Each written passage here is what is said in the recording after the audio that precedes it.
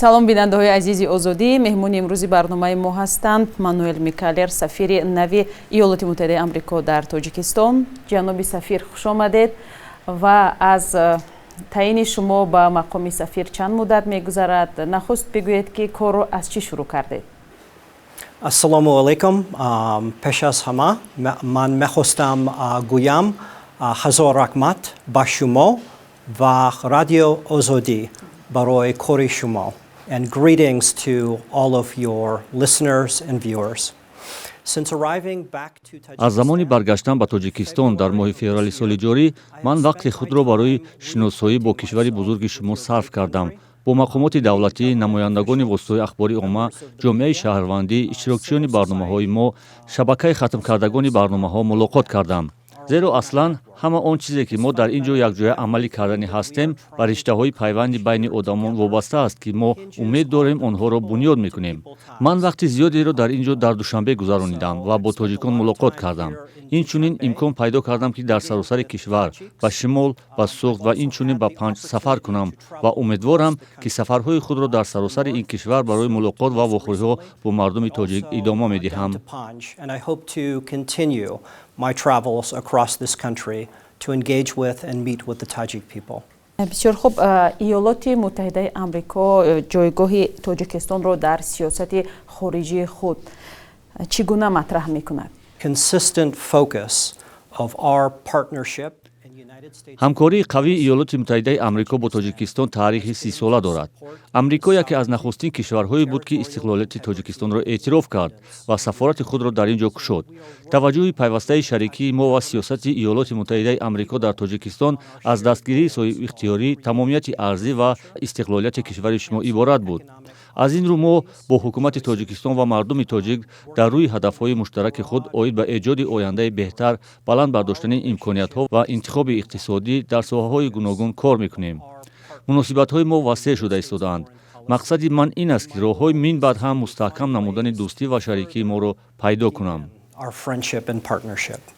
давраи маъмурияти шумо замоне рост омад ки Тоҷикистонро барои озодии матбуот, маҳдуд кардани озодии матбуот ва муроати ҳуқуқи инсон танқид мекунанд. назари шумо чӣ аст? The United States places a priority on human rights. This is important to our country. иёлоти муттаҳида ба ҳуқуқи инсон афзалият медиҳад. ин барои кишвари мо муҳим аст. мо дар саросари ҷаҳон дар ин бора суҳбат кардем ва бо ҳукумати шумо низ гуфтугӯ доштем. ин як барномаи мувофиқашуда дар муносибатҳои дуҷонибаи мост ва ман аз он ифтихор дорам ки мо метавонем бо ҳукумати Тоҷикистон чунин суҳбатҳои ошкоро дошта бошем. принсипи асосии таъкидшуда ин аст ки мо бо ҳукумати Тоҷикистон ҳадафи муштараке дорем то ин ки кишварро дар тамоми соҳаҳо таҳким бахшем. мо боварӣ комил дорем ки ҷанбаи инсонӣ, озодии эътиқод, озодии матбуот, ҷомеаи пурқуввати шаҳрвандӣ ҷузъи калидии пешрафт ва рушди ҳар кишвар мебошад. суҳбатҳои мо бо ҳамин асос ёфтаанд. мо ҳамчун дӯстон ва шарикон кор карда барои расидан ба ҳадафҳои муштараки мо барои беҳбудии ин кишвар кӯшиш карда истодаем. Working as friends and partners to achieve our shared goals for the betterment of this country. дар муддате ки шумо сафир ҳастед ва ба кори худ дар Тоҷикистон идома медиҳед, дар ин муддат шумо бо мақомоти тоҷик мавзӯи боздошти хабарнигорою рӯзноманигоро ва ҳам мушкили гирифтани парвонаи кори хабарнигорони Радиои Озодиро матраҳ кардед ё не? So I have had public statements most recently at our July 4th Independence Day celebration. ман ба наздикӣ дар ҷашни рӯзи истиқлолияти Иёлоти Муттаҳидаи Амрико 4 июл изҳороти оммавӣ доштам ки дар бораи таҷрибаи Амрико ва чаро мо ба принсипи озодии расонаҳои мустақил боварӣ қавӣ дорем сухан рондам. бидуни ҷузъиёти мушаххаси иртиботи ҳукумат бо ҳукумат, ман метавонам шуморо итминон диҳам ки мо ин гуфтугӯҳоро бо ҳукумат доштем. ин боз як масъалаи рӯзномаи мувофиқашудаи мо аст ва мо метавонем дар ин бора мубодилаи афкор дошта бошем ва метавонем нигарониҳои худро баён кунем. ман суҳбатамонро бо изҳори сипос ба шумо ва Радиои Озодӣ барои корҳое ки мекунед оғоз кардам. аз фурсат истифода бурда мехоҳам ба ҳамаи рӯзноманигорони ин ҷо дар Тоҷикистон барои кори муҳиме ки шумо барои мардуми тоҷик анҷом медиҳед ташаккур гӯям. For the critical important work that they are doing, that you are doing for the Tajik people. амрико таҳдидҳо аз афғонистон ба кишварҳои осиёи марказиро то чӣ андоза ҷиддӣ медонад? So I think the government of Tajikistan and the United States share another goal in terms of фикр мекунам ки ҳукумати тоҷикистон ва иёлоти муттаҳидаро як ҳадафи дигар дар ҳифзи тамомияти арзии ин кишвар муттаҳид мекунад, махсусан дар ҳамкорӣ бо ҳукумати тоҷикистон барои таҳким ва амнияти марзи он бо афғонистон. тоҷикистон бо таҳдидҳои қонунии берун аз ҷониби афғонистон дар шакли қочоқчиёни маводи мухаддир ва гурӯҳҳои ифродӣ ки метавонанд ба ин марз ворид шаванд рӯбарӯ аст. мо таърихи тӯлонии ҳамкорӣ дорем ва ман ният дорам ки онро ҳамчун асос истифода барам ва ҳамкориро бо ҳукумат барои расонидани кӯмак баҳри ҳимояи қаламрави он аз таҳдидҳои беруна идома диҳам. дар чунин муддати кӯтоҳи буду бошам дар ин ҷо ман аллакай 2 маротиба ба сарҳади афғонистон сафар доштам то вазъияти сарҳад, мушкилот ва хатарҳоеро ки кишвари шумо ба он рӯбарӯ аст мушоҳида кунам ва барномаҳои мавҷудаи кӯмаки ҳукумати иёлоти муттаҳидаро арзёбӣ намуда роҳҳои дастгирии беҳтари эҳтиёҷоти амниятии шуморо муайян кардам. ман инчунин мехоҳам аз фурсат истифода бурда ба ҳукумати тоҷикистон барои дастгирӣ ба мардуми афғонистон, мусоидат ба расонидани кӯмакҳои башардӯстона аз сарҳад ва махсусан барои таъмини пайваста бо интиқоли нерӯи барқ ба мардуми афғонистон изҳори сипос намоям.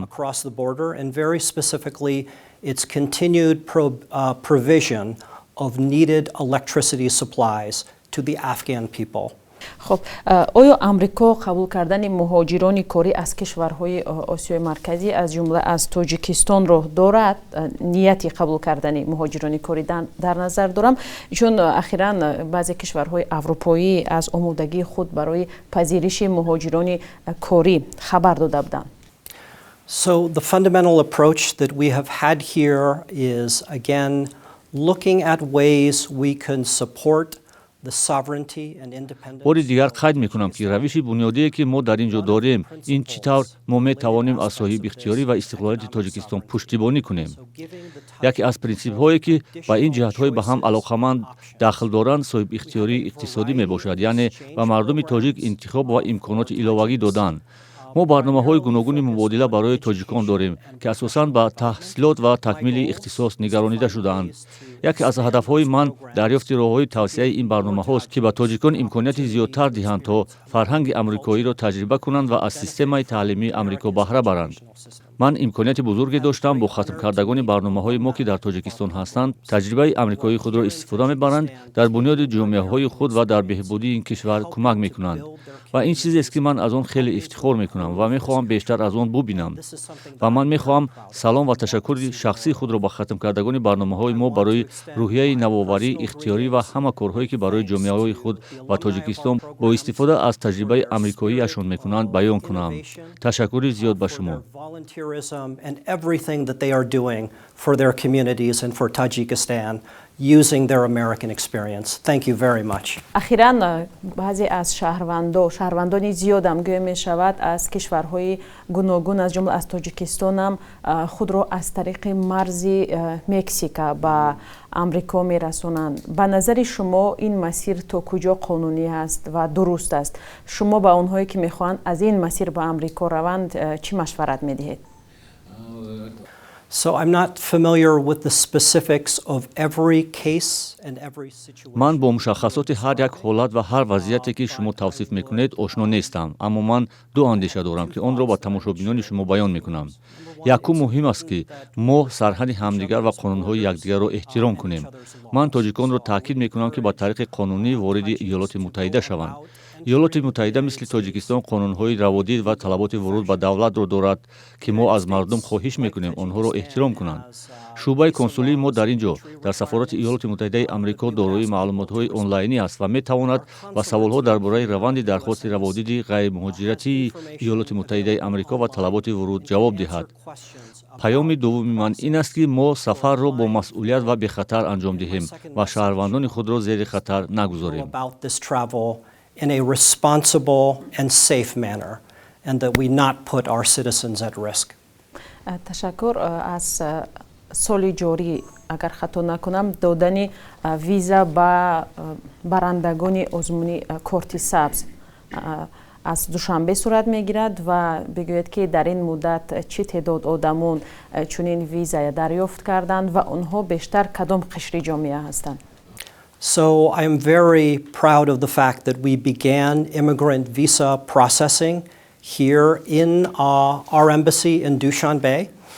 And the numbers have exceeded our... ман аз он ифтихор дорам ки мо коркарди раводиди муҳоҷиратро дар ин ҷо дар сафорати мо дар Душанбе оғоз кардем ва шумораҳо аз ҳисобҳои пешакии мо гузаштаанд. Аз ин рӯ ҳаҷми бузурги раводид пеш аз муҳлат дода шуд.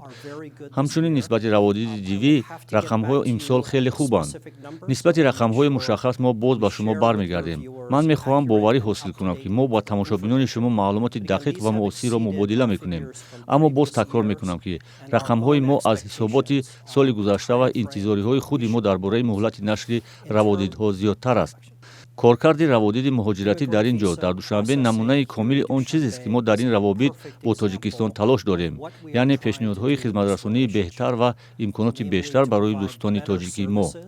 дар робита ба демографияи шахсони мушаххасе ки раводиди дивӣ гирифтаанд, гуфта метавонам ки ин як раванди лотарея аст. бинобар ин дар он интихоби тасодуфӣ вуҷуд дорад ки мо рақамҳои мушаххаси оморро дар бораи демографияи шахсони раводид дарёфт карда надорем, зеро ҳадафи асосии ин барнома дастрасии бештари он аст. Don't have specific figures or statistics on the demographics because the intent of the program is to make this widely available. ташаккур. охирон суолам ин аст ки шумо бештар дар шабакаҳои иҷтимоӣ дида мешавед ва бештар бо забони тоҷикӣ мехоҳед суҳбат кунед. ба назаратон омӯзиши забони тоҷикӣ кори шумо ба ҳайси сафир дар Тоҷикистон то куҷо осон мекунад? Албатта барои ман ин хеле муҳим аст. First because the Tajik language пеш аз ҳама барои он ки забони тоҷикӣ зебост вай хеле таърихи бой дорад. ман аз хондан ва мутолиаи шоирони шумо лаззат мебарам. ин барои кори ман хеле муҳим аст, зеро ин боз ба қобилияти муошират ва иртибот бо мардуми тоҷик, ҳукумати Тоҷикистон, шарикони мо дар ин ҷо вобаста аст. тавре ки шумо шояд медонед, ман пеш солҳои зиёде дар кишвари зебои шумо зиндагӣ ва кор кардам. ман аз соли 2010 то соли 2013 дар ин ҷо корманди шӯъбаи сиёсӣ ва иқтисодии сафорат будам. бозгашт ба Тоҷикистон хеле хуб аст ва яке аз ҳадафҳои шахсии ман ин аст ки дубора ба омӯзиши шахсӣ вақти худро сарф кунам ва машқ кунам то малакаҳои забони тоҷикии худро ба он ҷое ки 10 сол пеш буданд баргардонам. ин барои ман барои корам, баҳрамандии шахсии ман аз омӯхтан ва омӯхтани фарҳанги шумо ва ҳамчунин як роҳи эҳтиром ба мардуми тоҷик барои пазироии гарми ман дар кишвари зебои худ хеле муҳим аст. To the Tajik people for hosting me in their beautiful country. ташаккур ҷаноби сафир барои як суҳбат. бинандаҳои азиз, суҳбате доштем бо Мануэл Микаллер, сафири Иёлоти Муттаҳидаи Амрико дар Тоҷикистон.